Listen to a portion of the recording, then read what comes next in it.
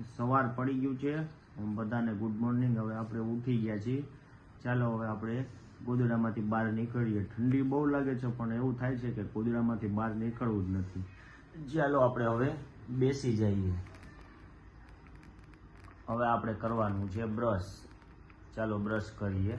હવે જોઈએ ક્રિશભાઈ પણ સૂતા છે, જોવો માથે કોટ રાખી દીધો છે અને 2 ગોદડા 3 ગોદડા ઓઢીને સૂતા છે। આપણું છે આવડું આ બ્રશ અને કોલગેટ। ચાલો આપણે બ્રશ ને કોલગેટ કરવા જઈએ છીએ। તમે ઉઠી ગયા છે કે નથી ઉઠી ગયા એ મને કમેન્ટ કરજો। ચાલો આપણે હવે જઈએ છીએ બ્રશ કરવા માટે। ક્રિશભાઈ કંઈક બોલે છે, જો ચાલો ક્રિશભાઈ ઉઠો, જો ઉઠા, જો હાથ દેખાણા।